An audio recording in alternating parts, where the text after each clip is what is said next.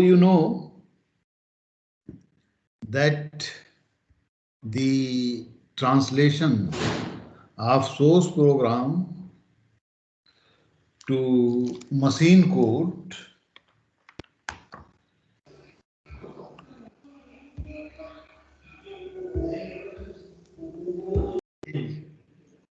is very complex process.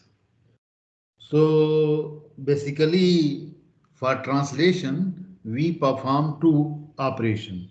One is analysis of source, that is front end,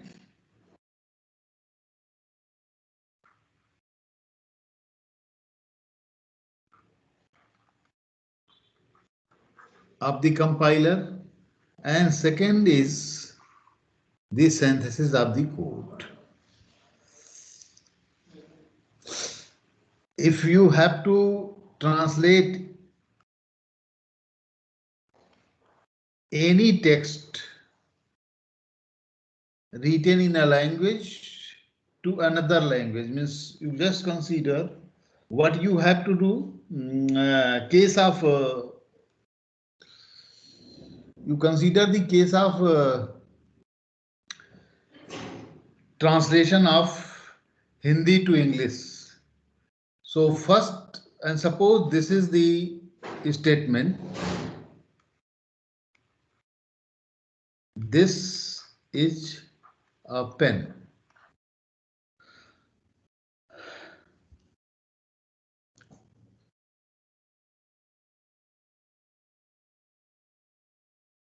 Okay.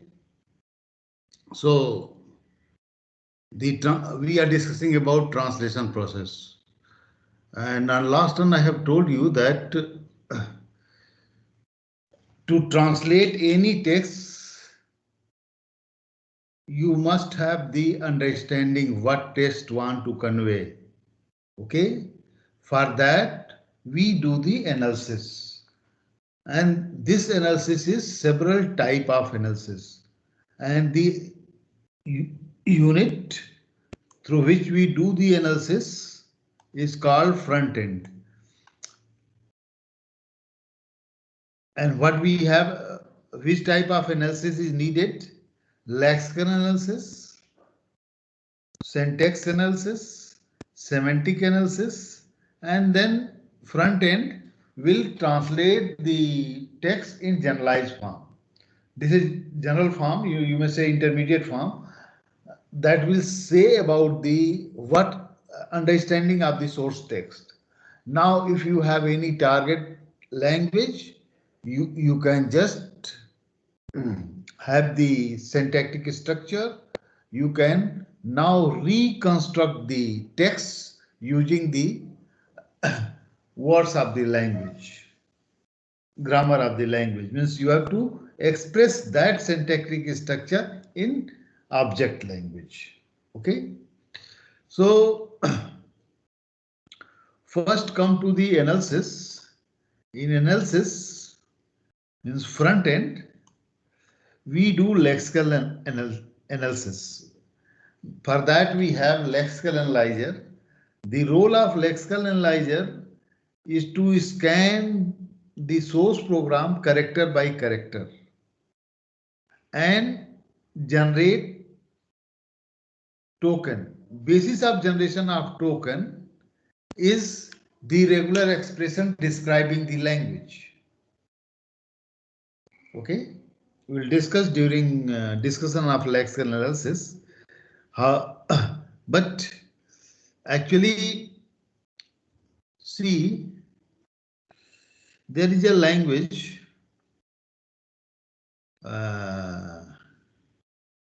Photon. In that, we have a loop construct do.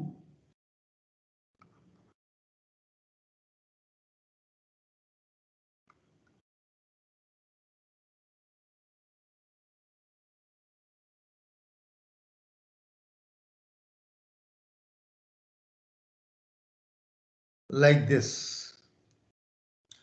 This loop I index from 50 to 100. Okay. If we write DOI equal to 50.100. Suppose these two statements are written. So for this case, your lexical analyzer will generate do as a token. But for this case, it will generate DOI as a token. Why?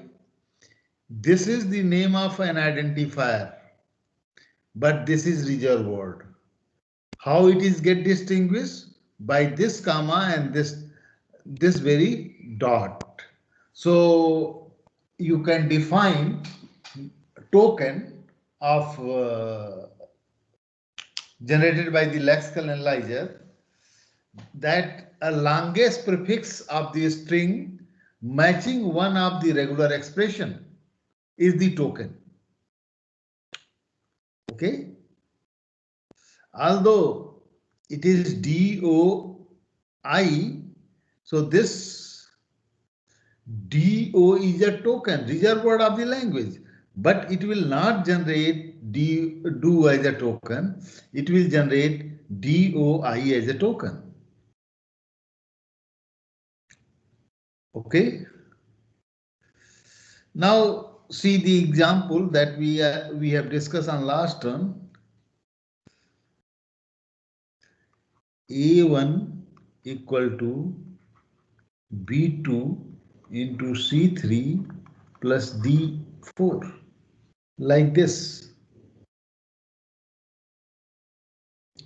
So it will generate, lexical analyzer will generate token A1, then equal, then B2, then asterisk, then C3, then plus, and D4. These are the tokens generated by the lexical analyzer. This, here you just see, if here it is written A is B into C plus D, then it will generate A as a token, equal as a token, B as a token. So how it will identify this is a one token, these two. For that we have regular expression. If you see the regular expression for identifier, A1 is identifier, is like this. Letter followed by letter or digit. This is the regular expression for identifier. First symbol must be letter. After then, you may have letter or digit. This is alternation sign and this is closure. Okay. And repetition of letter or digit 0 or more times. This regular expression says that if we have a pattern in which first symbol is letter and then that followed by letter or digit, a repetition of that 0 or more times, in that case, that very pattern is an identifier. Okay. So accordingly, it will identify the tokens and install in the symbol. There is a memory area, a special memory area that is called symbol table. Token name, token type, token value, means everything related. We use is a particular data structure for this memory, and we store this the information of the tokens by during the lexical analysis. Now these tokens, now see you have you just consider this. You have an expression B plus C into D.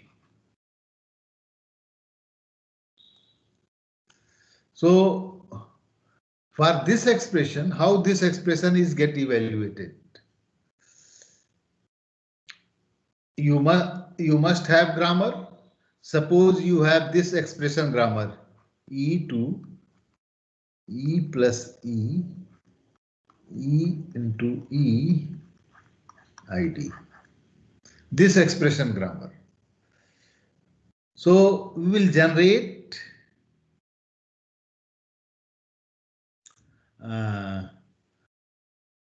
syntactic structure using this grammar.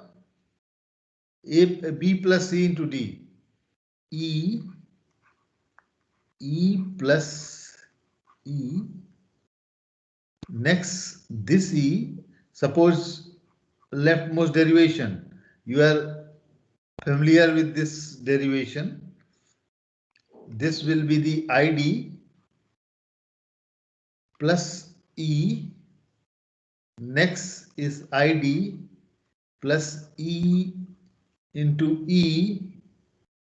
Next is ID plus ID into E.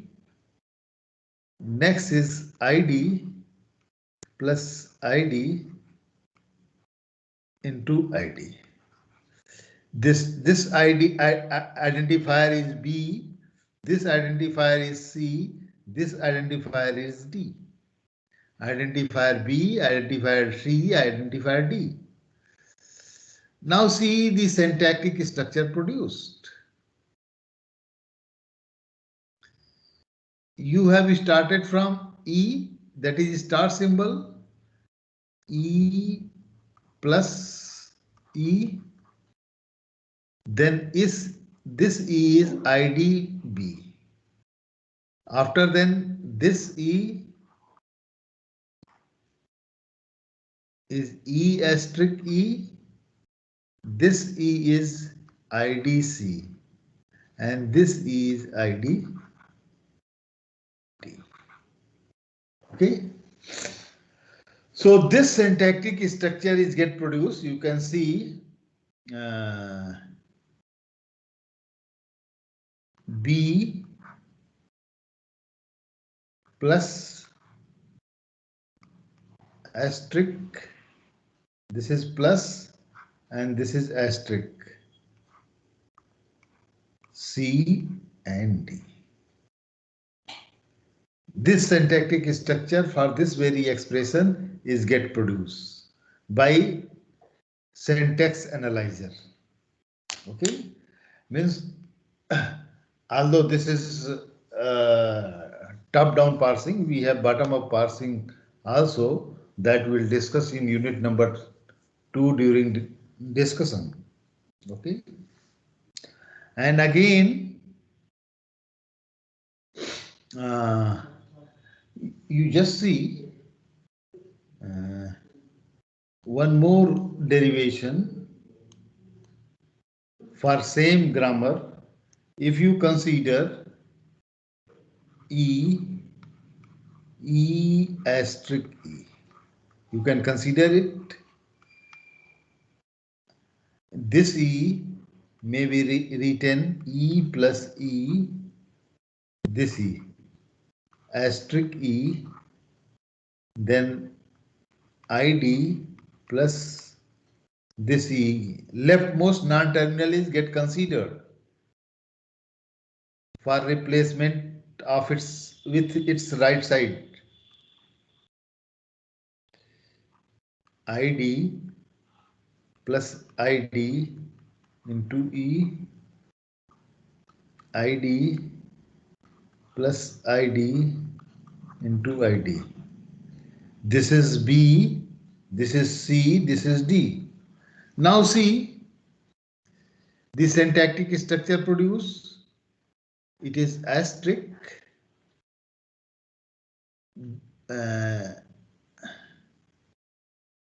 plus B, C, and this is D.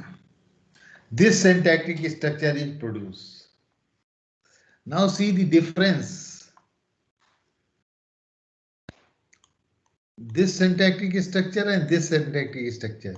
We have same string. B plus C into D. Suppose B is 2, C is 3, and D is 4. 2, 3, 4. So this syntactic structure, B is, value of B is 2, C is 3, this is 4. So value of this is 3 into 4, that is 12. And now here you will get value 14. But see this syntactic structure, it is 2, it is 3, it is 4. 2 plus 3 is 5, it is okay. Just see, you don't have any mechanism so that and same expression can produce two value. So one of the syntactic structure is wrong, and it is obvious. Second one is wrong because in second one precedence of operator is not has not been considered. So we will discuss how we consider these constraints to get the exact syntactic structure. To understand if you have this type of situation, then the grammar producing the syntactic structure is said to be ambiguous grammar, and for generating the parse tree to develop the understanding of any stream of token, you have to generate single parse tree. Each stream of token will have single meaning. Okay. So we have to remove this type of cases. This is called ambiguity. Ambiguity means if for a given grammar, for same string, for same derivation means it may be leftmost derivation. So leftmost derivation for both the generation of the syntactic structure. If you are considering rightmost derivation, the rightmost derivation should be considered for both the cases. Okay. Generation of both the syntactic structure. Okay आपको सुनाई दे रहा है? नहीं, तुमको नहीं। हमारा lecture चल रहा कि नहीं देखें? क्यों? Any of you? हाँ, क्योंकि हम बोलते जाएंगे, पता चला कि आप लोग सुन ही नहीं रहे हैं। ओके, ठीक है। So next, this is syntax analysis. It is also called parsing, and the syntactic structure generated by the after syntax analysis is also called parse tree. Okay, and syntax analyzer is also called parser. Now we have to go for the semantic analysis. Semantic analysis means we have to see that the syntactic structure produced, the meaning you have extracted from a stream of token is logically acceptable or not. Okay, correct or not. So for that, we go for the semantic analysis. And last one I have given, suppose you have three identifier A, B, C. A is integer, B is float, C is integer. Then you can't write A equal to B plus C, because you can't do this addition. C is integer and this is float. Float is written in 4 byte and simple integer is written in 2 byte. So you can't, and if you see the floating point representation of the number, it has a particular format. That means what we have in floating point numbers,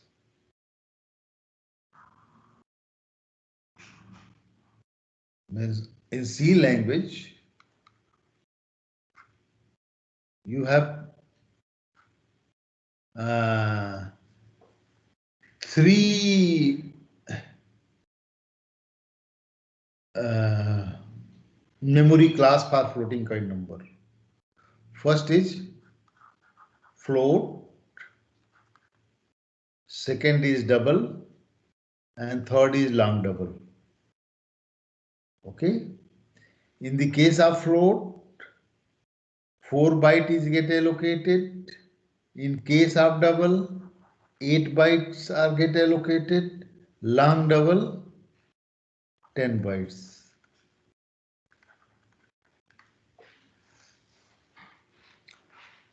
Now see,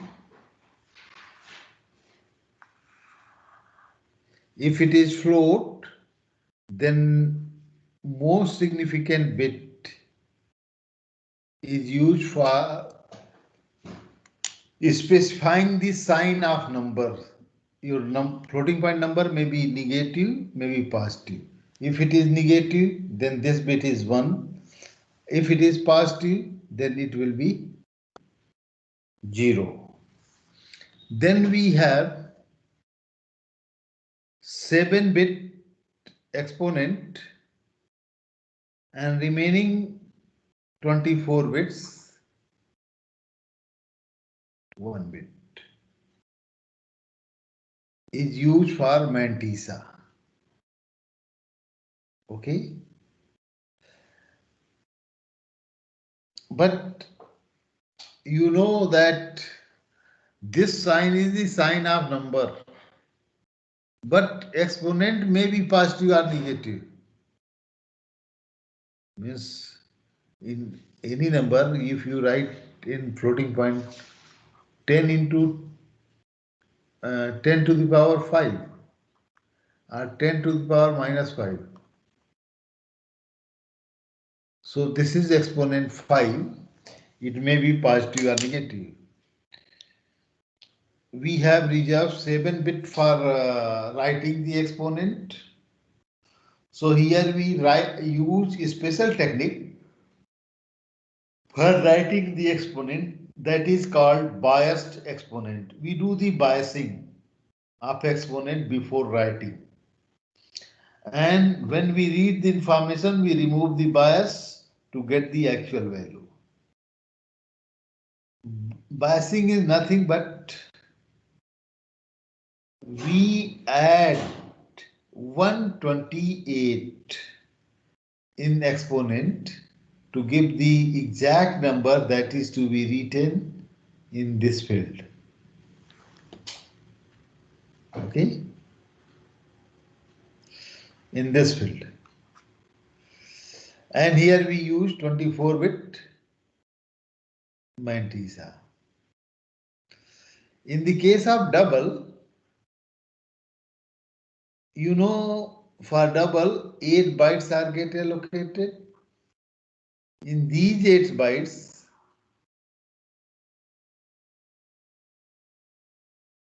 most significant bit is sign of the number.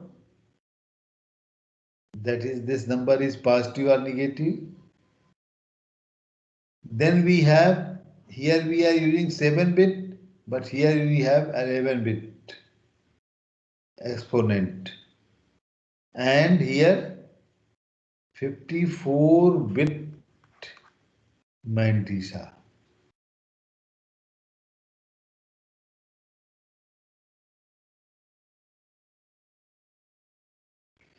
Okay.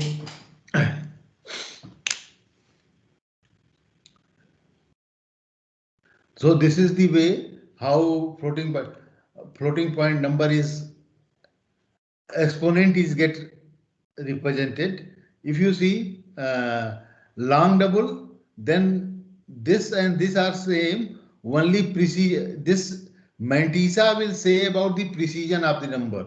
So only precision is get changed. Means this is 52 bit.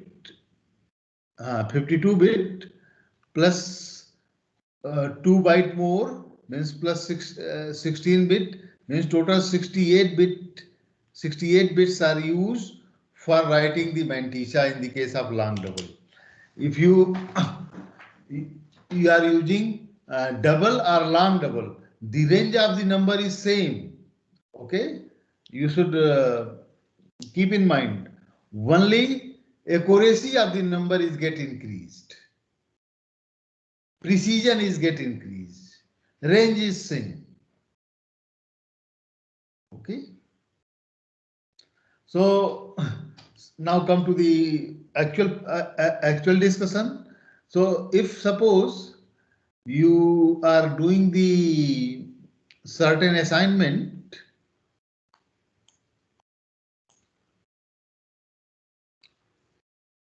A equal to B plus C into D, B plus C. This B is float, C is integer. What you have to do? First you have to change it to integer and then you can do the addition. Okay? Otherwise you can't do. Means if you use an standard C compiler, NCC, in that case your compiler will report error. That type mismatch. So you have to change the type. Otherwise, but if you are using integrated compilation environment, your compiler will pass the typecast operator. B is float, so here it will write patch int. So if this typecast operator will before doing the addition operate this B and returns the integer value. Okay, and then addition will be going to be done. But suppose it is written A equal to B plus C, B and C both are float, but A is integer. It will do the floating point addition and then typecast operator int. Okay, do the patching of typecast operator. Accordingly, code it get generated. Means during semantic analysis, your compiler also do the modification in the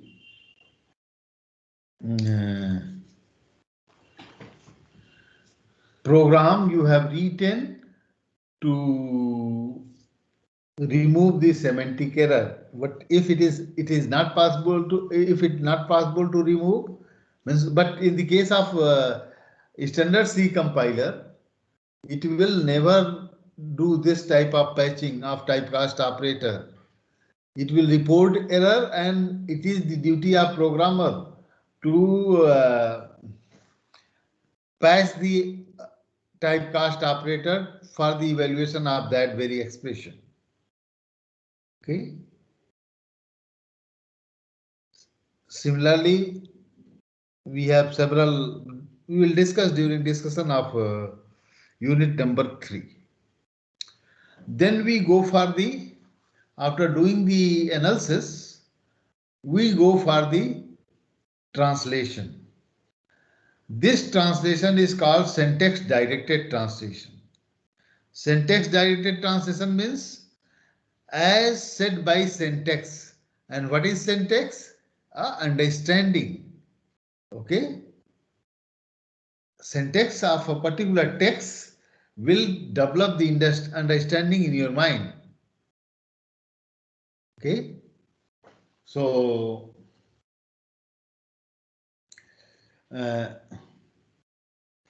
we introduce routines for syntax directed translation. Suppose your string is A plus B into C. If we have produced exact syntactic structure, then it will be like this. So to generate the code, it will write multiply B and C, then add A. Suppose default is accumulator. Suppose you have 3 address machine. We have discussed about the ISA architecture. Okay, so you can write multiply target. Suppose target register is R1 and identifier is B and C. Okay, and then add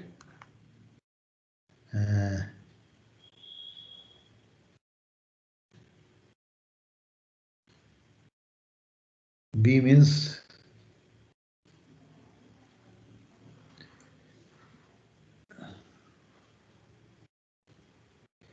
result is in R1. What you have to do? You have to add B with R1 and suppose result is in A. So A, B, R1, B means 3 address instruction are get used. This R and B, R is a temporary storage where we write the result. So in this way, code is generated in intermediate form. Okay. Then if you see,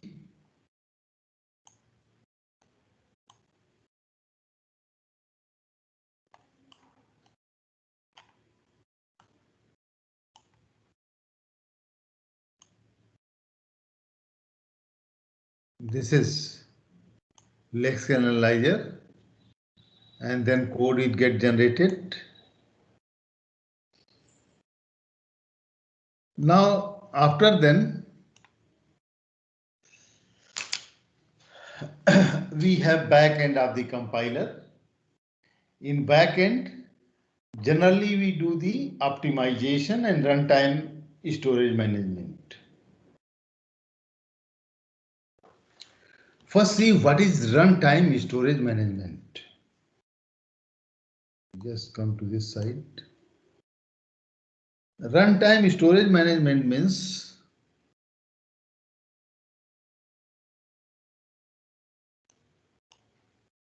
just see.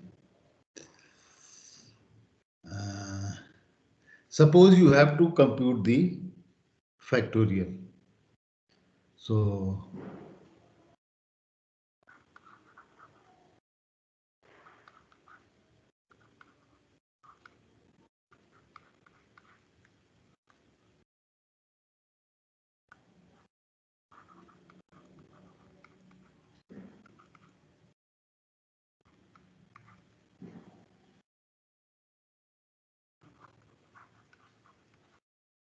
return 1.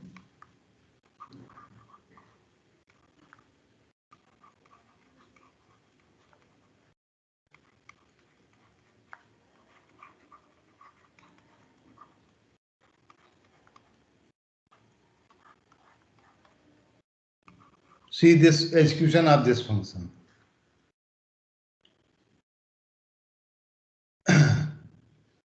Factorial of n recursive function. If n is 1, it will return 1. Otherwise, it will return n into factorial n minus 1. Okay. Same function is get called again. So how it is going to be managed? So for that, we use a control stack.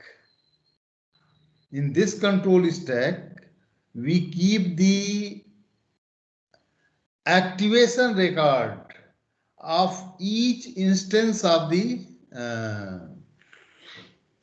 function call. So first you have the factorial of 5, then see how it will execute it. Suppose n is 5, you have called factorial 5. In that case, this factorial 5 will do the execution which is not equal to, so it will call 5 into factorial 4. Then this will call 4 into factorial 3 n minus 1. Then it will call 3 into factorial 2.